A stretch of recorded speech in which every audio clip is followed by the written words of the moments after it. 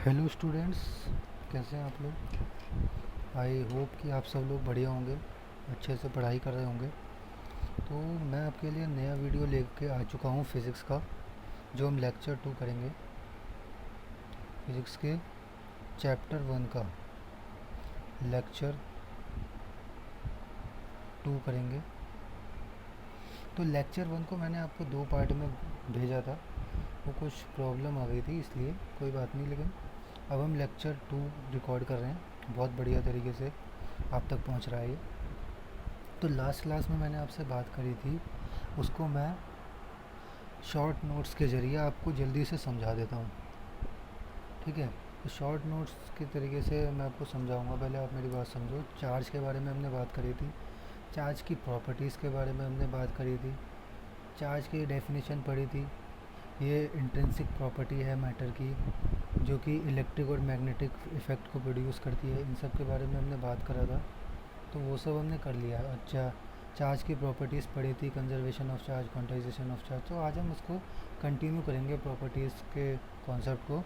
तो अब हमारी तीसरी प्रॉपर्टी आ जाती है। तो पहले हम प्रॉपर्टीज़ पढ़ रहे हैं, प्रॉपर्टीज़ ऑफ चार्ज पढ़ रहे हैं। तो उसमें हमारी तीसरी प्रॉपर्टी आ रही है additivity of charge, additivity of charge. तो स्टूडेंट्स, ये एडिटिविटी ऑफ चार्ज क्या होता है? एडिटिविटी ऑफ चार्ज इस तरीके से हम डिफ़ाइन कर सकते हैं। जैसे आपने देखा होगा, हमने अभी पढ़ा था conservation of charge. Conservation of charge में हम लोग क्या कर रहे थे, जैसे हम कोई आइसोलेटेड बॉडी में क्या कर रहे थे, कुछ चार्ज हैं जैसे Q1, Q2, Q3, Q4। ठीक है, जैसे हमने करा था कंजर्वेशन में कि ये चार्जेस हैं। तो हमने इसका जो टोटल चार्ज निकाला था वो कैसे निकाला था? हमने टोटल चार्ज निकाला था, जो कि आप लोग अब तक सीख चुके होंगे। टोटल चार्ज आया था, मान लो हम टोटल चार्ज को Q लेते हैं, तो टोटल चार्ज कैसे आया था? Q1 plus Q2 plus Q3 plus Q4। चार चार्जेस हमने हमने क्या करा है, हमने ये क्या करा है, हमने ये करा है एल्जेब्रिक सम। Algebraic sum. अगर तुम अभी तक मेरी बात समझ चुके हो तो तुम ये वाली प्रॉपर्टी भी समझ चुके हो। ये प्रॉपर्टी और कुछ नहीं कहती है, ये कहती है total charge on an isolated system is given by algebraic sum of all the charges। तो ये वाली प्रॉपर्टी बस इतनी बात करती है कि अब अगर आपके पास कोई बॉडी है, उसके ऊपर कुछ बहुत सारे चार्ज हैं, और अगर आपको उस बॉडी पर टोटल चार्ज निकालना है तो आप एक एल्जेब्रिक सम कर सकते हो। इसको आप स्केलर सम भी कह सकते हो। स्केलर सम करते हैं 1 plus 2 plus 3 plus 4 plus 5 plus 6, इस तरीके से। तो इस तरीके से हमारे पास होता है। ठीक है, तो अब हम बात करते हैं इसके बाद अगली प्रॉपर्टी की। इस प्रॉपर्टी में अगर आपके पास क्वेश्चन आए तो आपको ये बता देना, ये वाली लिख दे देंगे। इसके बाद आपको पूरे मार्क्स मिल जाएंगे, कोई प्रॉब्लम नहीं आएगी। इसके बाद हमारे पास एक आ जाता है चौथी प्रॉपर्टी, जो कि है charges रिलेटिविस्टिकली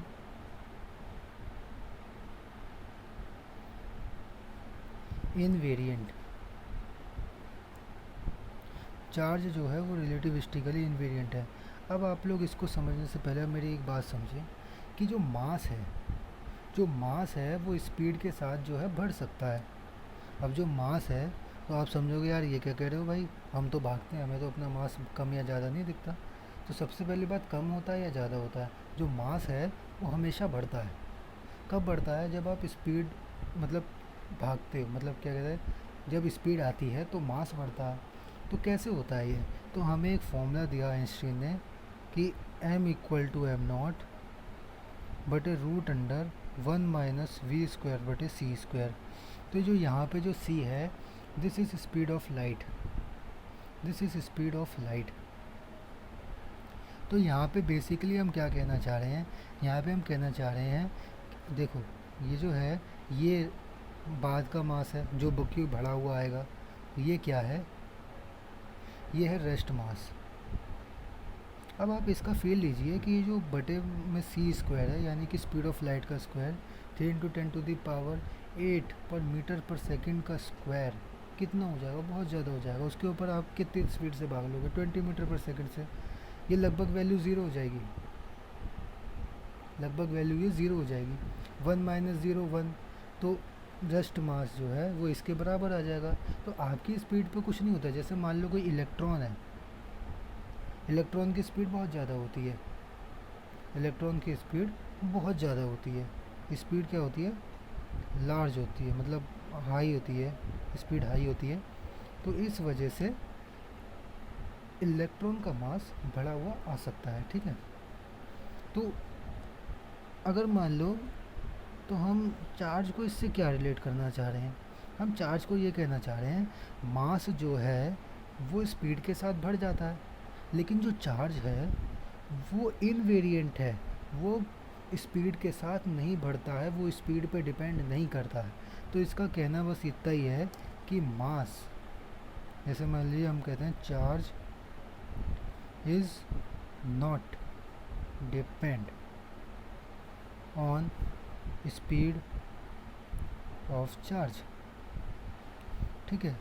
charge is not depend of speed of charge, तो स्पीड पे डिपेंड नहीं करता है, but mass is depend on speed and increase with increasing speed, increasing speed. तो बढ़ती हुई स्पीड के साथ मास बढ़ भी जाता है, लेकिन जो स्पीड है वो स्पीड ऑफ लाइट के लगभग आसपास होनी चाहिए। जैसे 3 × 10⁶, 4 × 10⁶, ऐसे स्पीड होनी चाहिए, तब ये मास थोड़ा सा बढ़ा हुआ आएगा, वरना कोई चांस नहीं है, ठीक है। तो जैसा कि आज मैंने अभी आपको बताया कि ये मास में ये फॉर्मूला लगता है, तो आप पूछोगे, आप अपनी तरफ से दिमाग लगाओगे कि क्या ये भी हो सकता है Q = Q0 बटे 1 - v²/c²।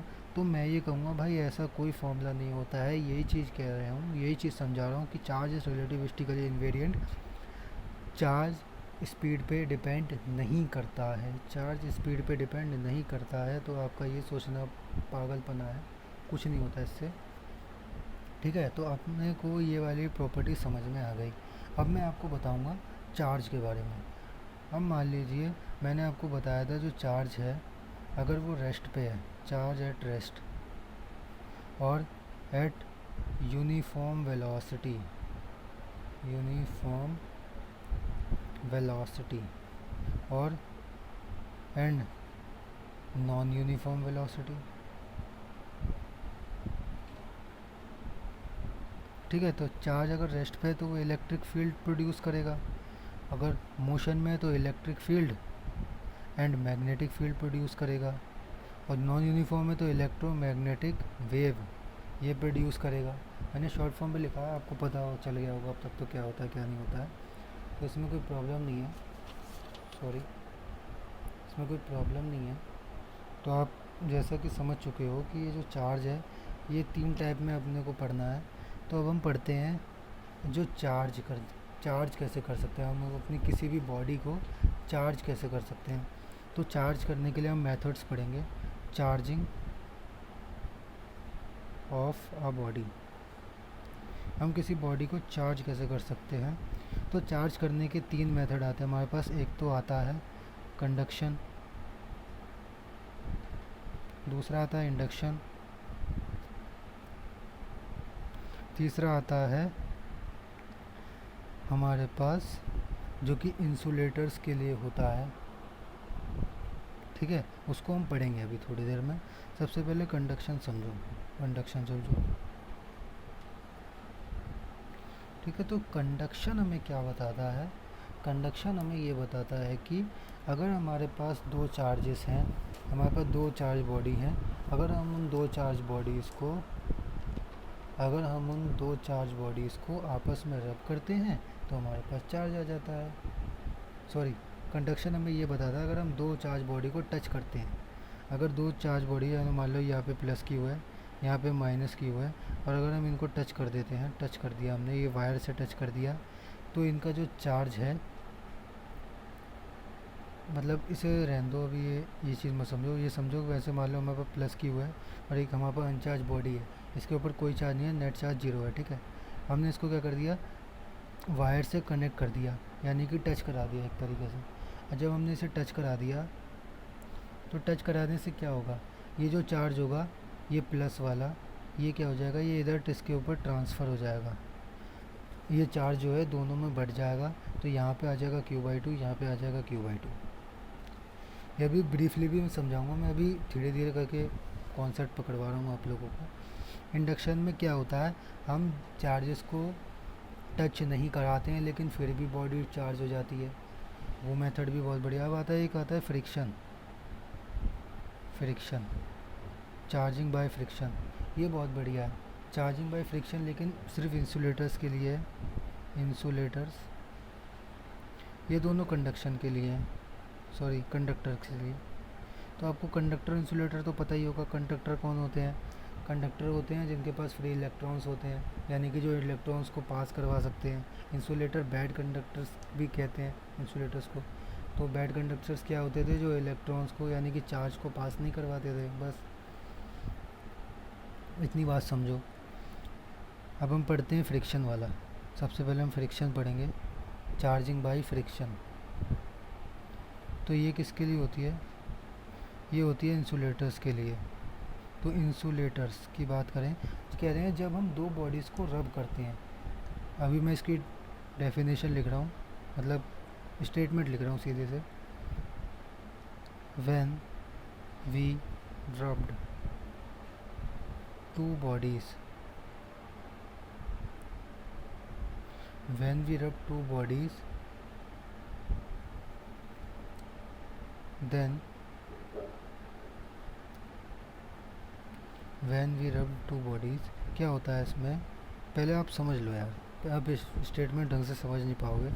क्या होता है, जैसे कि हमारे पास एक सीधे तरीके से अगर मैं आपको बताऊं, जब हम छोटे थे, हम छोटी क्लासों में थे, जैसे कि सेकंड थर्ड, तो हम अपने घर में क्या करते थे, एक छोटा सा एक्सपेरिमेंट करते थे कि हम अपने बालों में क्या करते थे, कॉम करते थे। कॉम जो होता है ना, हेयर कॉम, उसको हम क्या करते थे, अपने बालों को सेट करते थे, जो आपकी हम भाषा में बाल संवारना कहते हैं। तो बाल जब संवारते थे तो उसमें क्या होता था, फिर हम छोटे छोटे टुकड़ों को उससे टच करा देते थे, ठीक है। हम अपने छोटे छोटे टुकड़ों को उससे टच करा देते थे, तो उससे क्या होता था, वो जो छोटे छोटे कागज़ के जो टुकड़े थे वो उससे ना टच हो जाते थे। देखो कैसे हो जाते थे, देखो जैसे मान लो ये आपके पास कॉम्ब है, ठीक है। और अब मैं आपको बता रहा हूँ, जैसे मान लो ये कागज़ के टुकड़े हैं, ये कागज़ के टुकड़े हैं, जब आप इसको बालों में लगाओगे, बालों में लगाने के बाद जब आपको इस कागज़ के पास लाओगे, तो कागज़ क्या करेगा, इससे अट्रैक्ट हो जाएगा, इससे अट्रैक्ट हो जाएगा, इससे अट्रैक्ट हो जाएगा, इससे अट्रैक्ट हो जाएगा। तो कागज़ को क्या कर लेगा, ये अट्रैक्ट कर लेगा। तो ये क्या हुआ, इसने तो चार्ज को अपने पास बुला लिया। यानी कैसे बुला सकता है, चार्ज अट्रैक्ट होंगे या रिपेल करेंगे। तो चार्ज यहाँ पे अट्रैक्ट हो रहा है, इसका मतलब इस बॉडी पे कुछ ना कुछ चार्ज है। अगर दो बॉडी अनचार्ज हैं तो इनके बीच में कुछ भी अट्रैक्शन या रिपल्शन नहीं होगा। अगर बॉडी में चार्ज है, क्योंकि देखो ये जो है एटम्स, जो मान लो ये जो पेपर है, पेपर के जो एटम्स हैं वो चार्ज नहीं है, आपने फाड़ा ही तो है, उसमें चार्ज कहाँ से आया। बट ये जो कॉम्ब है, आपने जब इसको अपने बालों में रगड़ा, बालों में जो लगाया है, उसकी वजह से ये जिसमें जो फ्रिक्शन से चार्ज डेवलप हुआ। तो इसका मतलब क्या हुआ, फ्रिक्शन से इसमें चार्ज आया, चार्ज से इसने इसको अट्रैक्ट कर लिया। इसी तरीके से हम अपनी डेफिनेशन लिखेंगे कि when we rub two bodies, then one body become positively charge and other will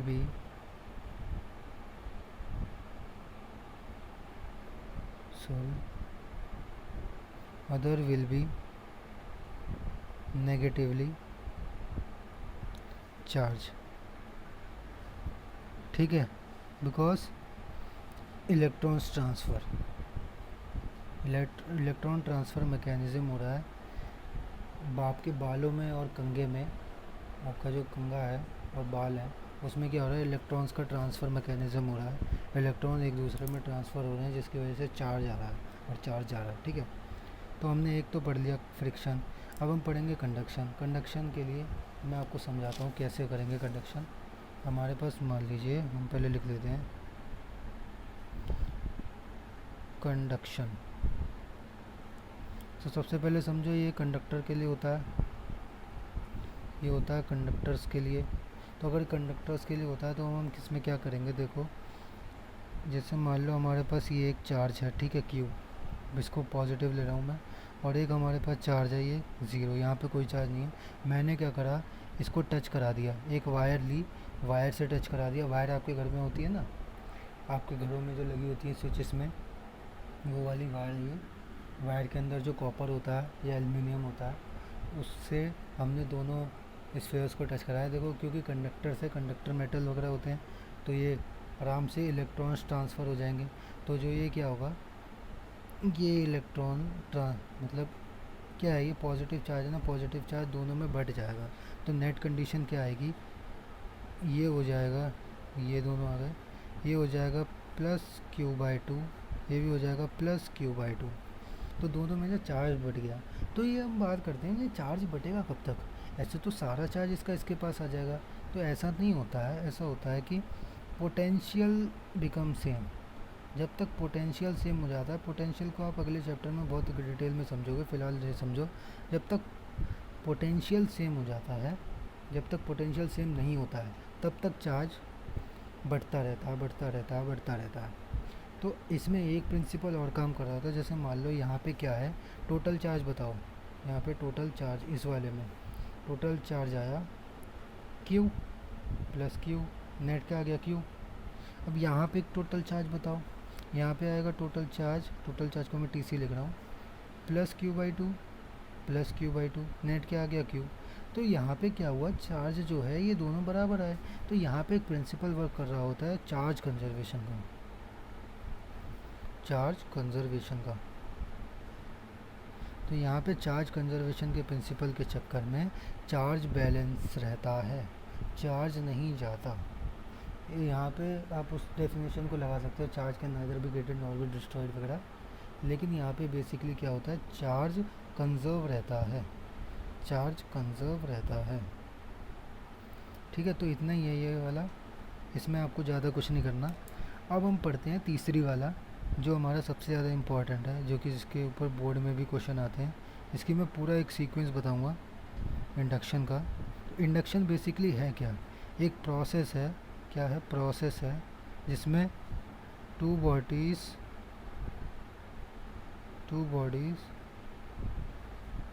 या फिर एक सेकेंड, द प्रोसेस इन विच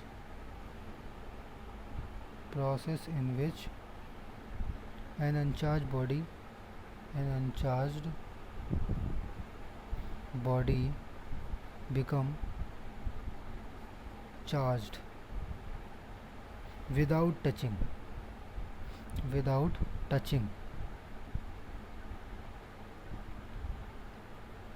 अब भाई आप कह रहे हो विदाउट टचिंग का क्या मतलब है, यहाँ पे तो आपने टच कराया तभी तो चार्ज हुए। ऐसे कैसे है कि चार्ज को हम टच भी नहीं कराएंगे और चार्ज हो जाएगी बॉडी, कैसे, तो मैं बताता हूँ आपको।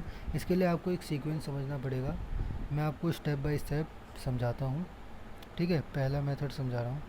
क्या करो, टेक अ न्यूट्रल कंडक्टर।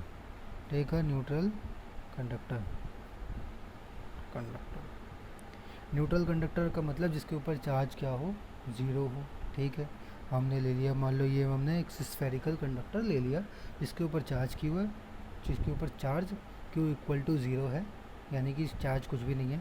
तो हम दूसरी बात करेंगे, bring a charge rod near it.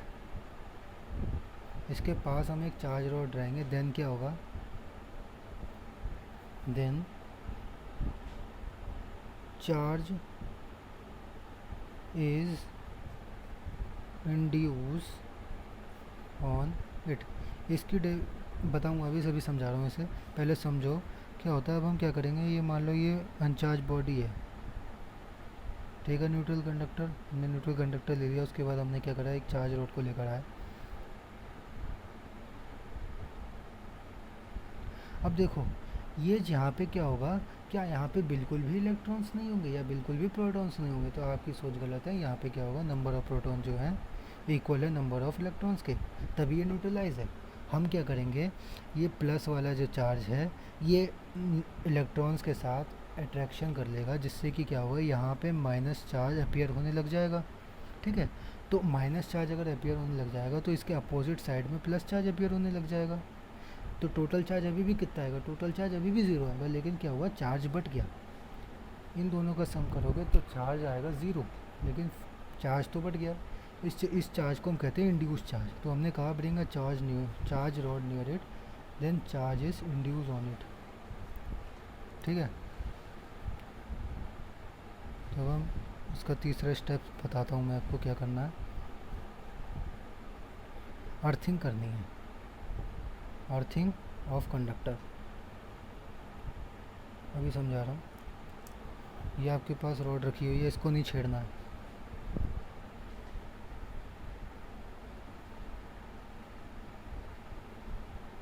आपने क्या करा, इस कंडक्टर का अर्थ से जोड़ दिया।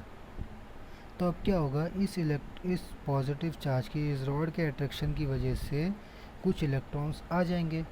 कुछ इलेक्ट्रॉन्स आ जाएंगे तो यहाँ पे बेसिकली नंबर ऑफ़ इलेक्ट्रॉन्स क्या हो जाएंगे, बढ़ जाएंगे। नंबर ऑफ़ इलेक्ट्रॉन बढ़ जाएंगे तो यहाँ पे नेगेटिवली चार्ज दिखने लग जाएगा। तो नेट हमारे पास क्या आ जाएगा, नाउ जब हम रॉड वगैरह को सेपरेट करेंगे, सेपरेट रॉड, ठीक है, and disconnect the earthing wire, disconnect the earthing wire. तो हमारे पास क्या आएगा, ये हमारे पास पॉजिटिव चार्ज रहेगा और ये जो है ये नेगेटिवली चार्ज हो जाएगा। यहाँ पे नेगेटिव चार्ज आ जाएगा। तो आप देखो हमने बिल्कुल भी टच नहीं कराया इस रॉड से, चार्ज से बिल्कुल भी टच नहीं कराया, फिर भी हमारे पास बॉडी क्या हो गई, चार्ज हो गई। अब इस बात में एक बात हो रहा है कि यहाँ पर इस रॉड का जो चार्ज था, रॉड का चार्ज बिल्कुल भी कम नहीं हुआ है, रॉड का चार्ज उतने का उतना ही रहता है, ठीक है। और बॉडी क्या होती है, चार्ज हो जाती है। तो आपको जो ये स्टेप हैं, अगर आपके बोर्ड में ये क्वेश्चन आता है तो सेम टू सेम ऐसे स्टेप लिख देने हैं और यही डायग्राम से बना देने हैं, आपको फुल मार्क्स मिल जाएंगे, बिल्कुल फुल, बिल्कुल एक भी नहीं कटेगा यार, सारे मार्क्स मिल जाएंगे, मस्त टॉप करोगे, ठीक है। चलो आगे बढ़ते हैं। अब छोटी छोटी 3 चीज़ें हमको और पढ़नी है, ठीक है। अब हम पढ़ते हैं एक चीज़ हमारे पास, थर्मिक इमिशन।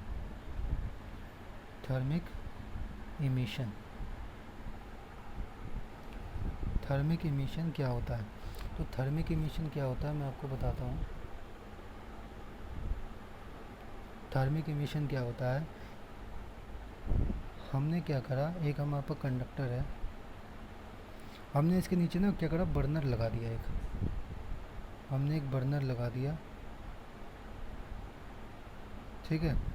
बर्नर लगा दिया तो ये क्या करेगा, ये आग निकालेगा, ये आग लगा देगा, गैस स्टोव कह सकते हो, या फिर बर्नर लगा दिया तो ये आग निकालेगा। जब आग इस कंडक्टर के ऊपर पड़ेगी तो इसमें से क्या होगा, जो इलेक्ट्रॉन्स होंगे इसके अंदर इलेक्ट्रॉन्स होंगे, प्रोटॉन्स होंगे, इलेक्ट्रॉन्स होंगे, जो इलेक्ट्रॉन्स होंगे वो बाहर आ जाएंगे। इलेक्ट्रॉन को एनर्जी मिलती है, इलेक्ट्रॉन बाहर आ जाता है ऑर्बिट के। तो आपने पढ़ा है, आपने क्या पढ़ा, आपने 11th क्लास में एटॉमिक स्ट्रक्चर में बोहर मॉडल में आपने ये पढ़ रखा है, इलेक्ट्रॉन को जब एनर्जी मिलती है तो वो अपनी शेल छोड़ के दूसरे दूसरी शेल में चला जाता है। इसी तरीके से जब इसे ज़्यादा हीट एनर्जी मिलेगी, हाई टेम्परेचर दे रहे हैं हम, एनर्जी इतनी नहीं दे रहे कि बस निकल जाए, हम इतनी एनर्जी दे रहे हैं कि वो बिल्कुल ही बाहर निकल जाए। तो इलेक्ट्रॉन्स क्या होते हैं, बाहर आ जाते हैं, इलेक्ट्रॉन्स क्या हो जाते हैं, बाहर हो जाते हैं, जिससे कि क्या होता है, देखो यहाँ पे पॉजिटिवली चार्ज हो जाता है। थर्मिक इमिशन से क्या आता है, पॉजिटिव चार्ज। थर्मिक इमिशन से क्या आता है, पॉजिटिव चार्ज। तो बस इतना ही आपको समझना है इसके बारे में। दूसरी चीज़ मैं समझा रहा हूँ आपको, photo electric effect. Photo electric effect, photo electric effect में क्या होता है, जैसे मान लो आपके पास ये मेटल है, यहाँ पे एक रेडिएटर है जिसमें से मान लो कुछ भी है, एक सोर्स है जो कि एक एनर्जी एनर्जी की वेव एनर्जी निकाल रहा है, ठीक है। एक इंसिडेंट करता है, ये लाइट रे है, लाइट कह सकते हो, लाइट इंसिडेंट करती है, यहाँ पे इलेक्ट्रॉन्स होंगे, ये लाइट से इसको मिलती है एनर्जी और ये आ जाता है बाहर, इससे लाइट से इसको मिली एनर्जी आ गया बाहर। तो बेसिकली मेटल क्या हो गया, पॉजिटिवली चार्ज हो गया। और जो एनर्जी इलेक्ट्रॉन्स को मिली उस एनर्जी को हम लिखते हैं hc/λ, और इसी को हम लिख देते हैं h न्यू। न्यू क्या होता है, फ्रीक्वेंसी होती है, ठीक है, आप समझते हो ये बात। लैम्डा क्या होता है, वेवलेंथ होती है, ये है एनर्जी ऑफ वेवलेंथ। h क्या है, प्लैंक्स कांस्टेंट है, बताइए, ठीक है। तो ये फोटो इलेक्ट्रिक इफेक्ट सब समझ गए। अब क्या करना है, अब हमको पढ़ना है एक छोटा सा concept, field emission. Field emission, तो फील्ड इमिशन पढ़ने के लिए सबसे पहले एक बात समझो, आपके पास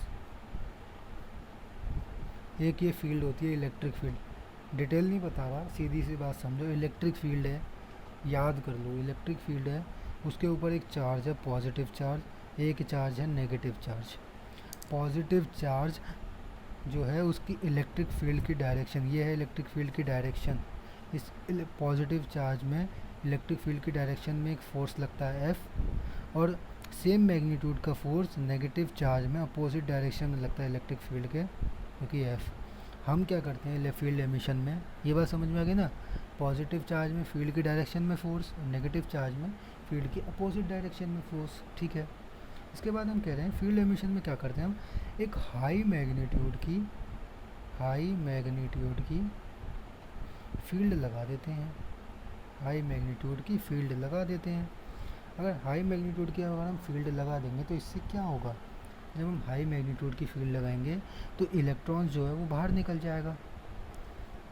मान लो इलेक्ट्रॉन पे भी तो माइनस चार्ज होता है, हमने क्या करा, इलेक्ट्रॉन्स रख दिए, इलेक्ट्रॉन्स क्या हुए, ये जो मान लो एक कंडक्टर है हमारे पास, एक कंडक्टर है, यहाँ पे हमने वो लगा दी इलेक्ट्रिक फील्ड चल रही है, तो यहाँ पे क्या हुआ, इलेक्ट्रिक फील्ड है ये, यहाँ पे इसमें जो नेगेटिव इलेक्ट्रॉन्स होंगे ये क्या आ जाएंगे, बाहर आ जाएंगे, इनके ऊपर बाहर की तरफ फोर्स लगेगी, बाहर जाएंगे। बट हाई मैग्नीट्यूड की फील्ड लगाते हैं तभी ऐसा होता है। और जो कंडक्टर है या मेटल, कंडक्टर या मेटल बोल सकते हो, कंडक्टर जो है वो या मेटल क्या हो जाता है, पॉजिटिवली चार्ज हो जाता है, पॉजिटिव चार्ज आ जाता है, ठीक है। तो ये चीज़ें मुझे आज बतानी थी।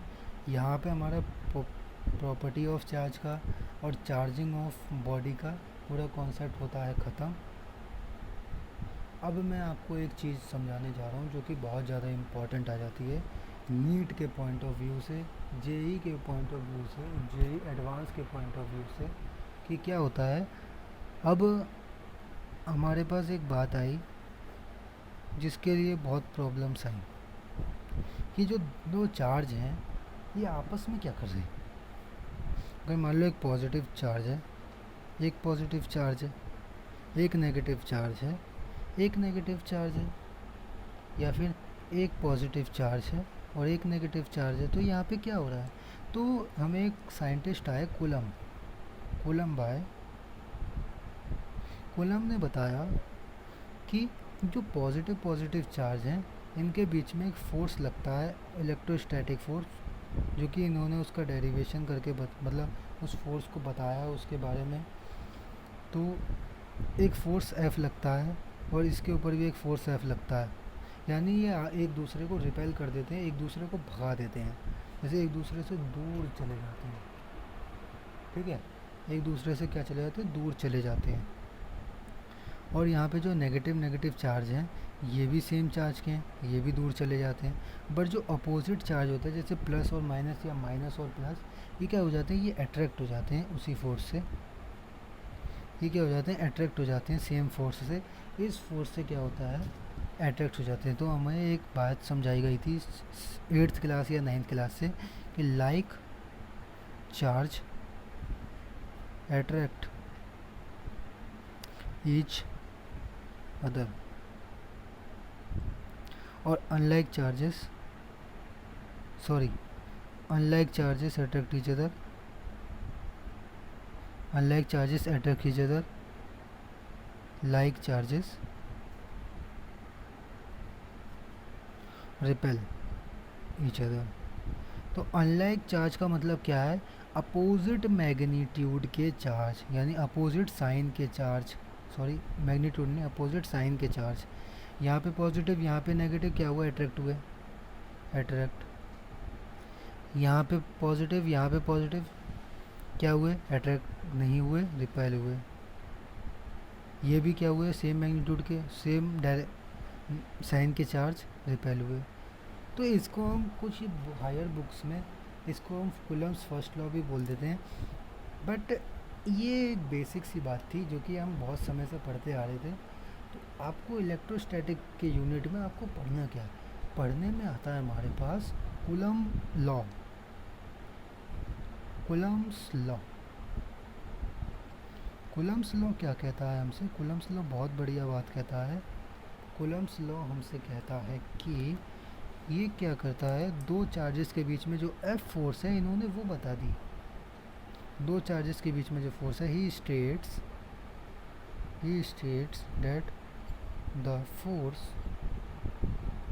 बिटवीन टू चार्जेस, चाहे वो चार्ज कैसे भी हों, चाहे वो सेम साइन के हों, चाहे वो अपोजिट साइन के हों, इन्होंने क्या करी? फोर्स बता दी। तो फोर्स बताई, तो इन्होंने फोर्स कैसी बताई? इन्होंने क्या करा? एक्सपेरिमेंट करा। एक्सपेरिमेंट को कई बार मतलब करा, कई बार एक्सपेरिमेंट किया। एक्सपेरिमेंट करते करते इन्होंने एक फोर्स को बता दिया, यहाँ भाई दो चार्जेस के बीच में ये फोर्स लगती है। तो जो वो फोर्स आई वो directly proportional I product of charge की।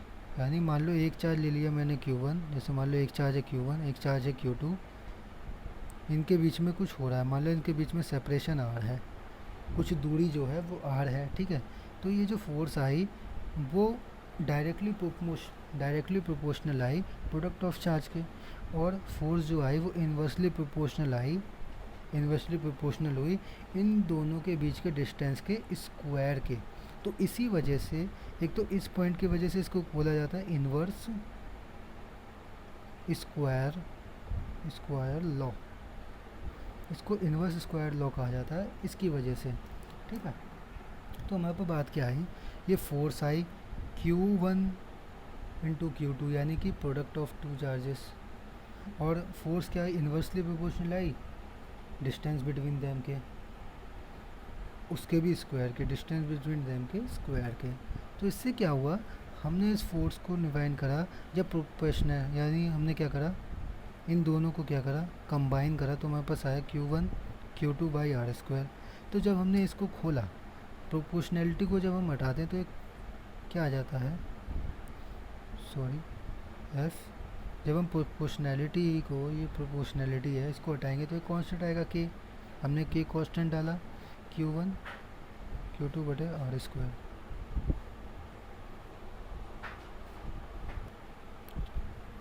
तो जो ये फोर्स आई इसमें एक कांस्टेंट आया के। अब हम के बारे में ज़रा मैं आपको बता देता हूँ। तो ठीक है, तो के जो आया, के की हमें यूनिट वैल्यू बताई गई। के क्या है? ये है 1/4 पाई एप्साइलन। ये क्या होता है? 1/4 पाई एप्साइलन। अब हम सबकी चीज़ें बताएंगे। 4 तो आपको पता है एक नंबर होता है, पाई की वैल्यू आपको पता है 3.14 या फिर 22.22/7, ठीक है। एप्साइलन क्या है? एप्साइलन इज परमिटिविटी,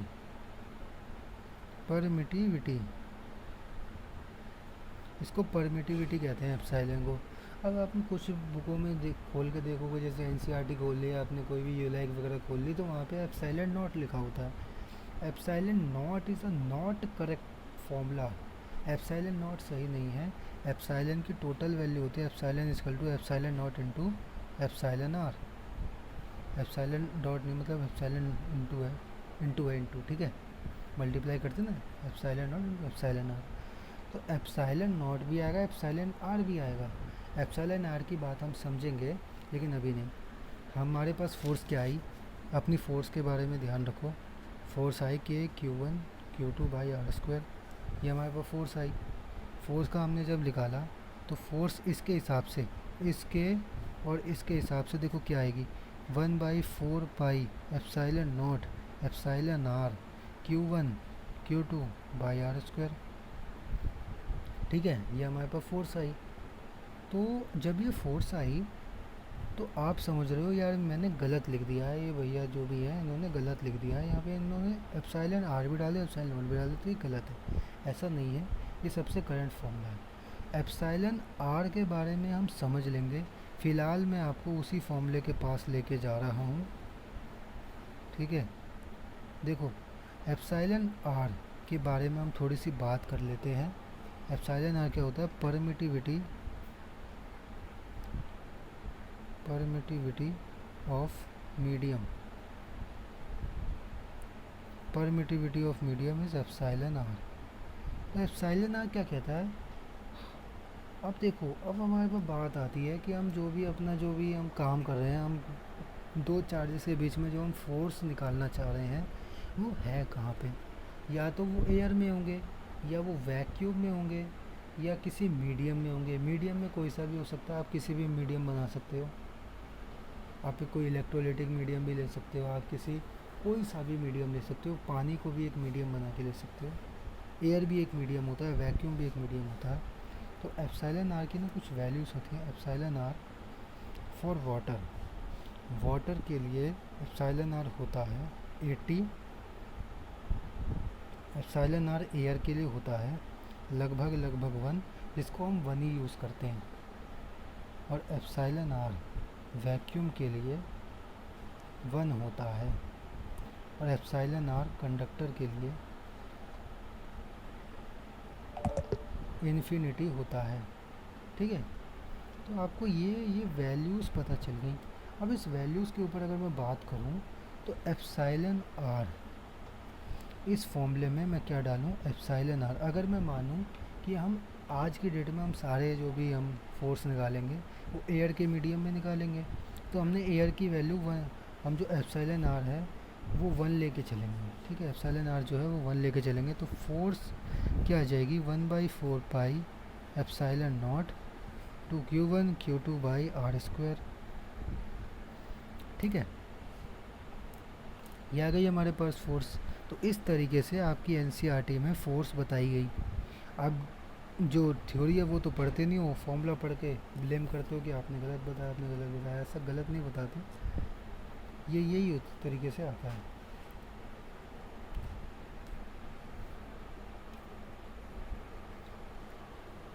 तो हमारे पास ये आ गई। तो यहाँ पे जो के है, के की हम आपको वैल्यू बता देते हैं। के की वैल्यू होती है 9 × 10⁹ और इसकी यूनिट होती है न्यूटन मीटर स्क्वायर पर कूलम स्क्वायर। ठीक है, एक आप वैल्यू याद रखो एप्सिलॉन नॉट की, होती है 8.855 × 10⁻⁻12 coulomb square but newton metre square. ठीक है, ये वैल्यू से आपको याद रखनी है, और ये इसकी यूनिट्स हैं, यूनिट्स भी याद रखनी है। इसके ऊपर क्वेश्चन में आ जाता है, एक नंबर के क्वेश्चन, इसमें कोई प्रॉब्लम नहीं, कर लोगे। तो अब हम क्या करेंगे, इस फोर्स से हम क्वेश्चन सॉल्व करेंगे। हमारे पास एक क्वेश्चन आया, चलो क्वेश्चन आ गया, सॉल्व करो। प्लस क्यू, बीच में सेपरेशन है 1 मीटर का, सॉल्व करो। एफ आ जाएगा आपके पास के Q1 Q2 बाई 1 का स्क्वायर। तो हमारे पास क्या आ गया बेसिकली, के Q1 Q2। बट अब मैं कह रहा हूँ जो Q1 जो है वो +1 कूलम है, ये भी +1 कूलम है। चार्ज की यूनिट होती है ना कूलम, इस तरीके से ये +1 है, ये भी +1 है। तो क्या आ गई, के इंटू Q11 इंटू 1, तो आ गई के की वैल्यू रखो, के की वैल्यू रखी तो 9 × 10⁹ तो अब तो ये न्यूटन रह गया ना, फोर्स है, फोर्स इज इक्वल टू के इक्वल टू न्यूटन, 9 × 10⁹ 9 न्यूटन। अब भाई एक बार बताओ, ये 9 × 10⁻9 न्यूटन क्या होगा? 9, 1 2 3 4 5 6 7 8 9 न्यूटन।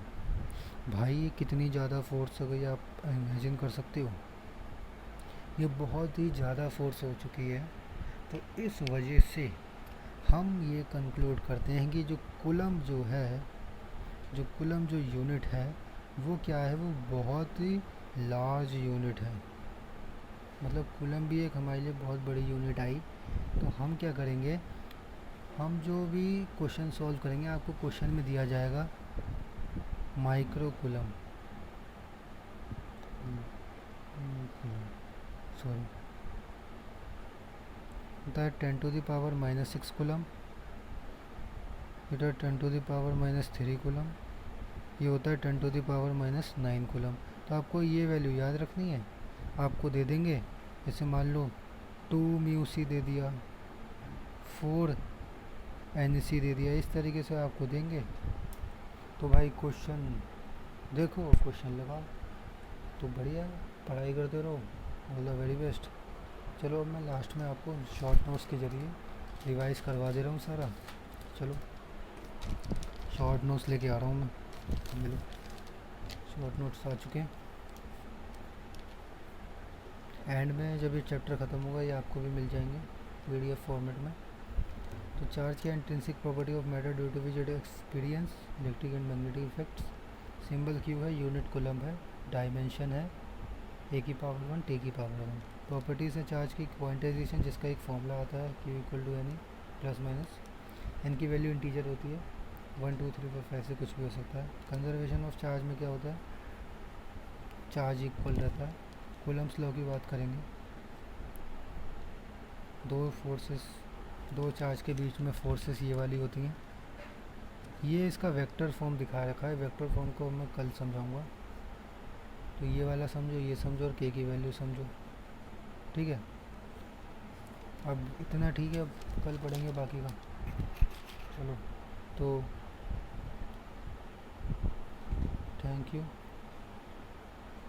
जो आप लोग यहाँ पे आए, आपने यहाँ तक पढ़ा। तो पढ़ाई करते रहो। All the very best. फिर मिलेंगे हम कल।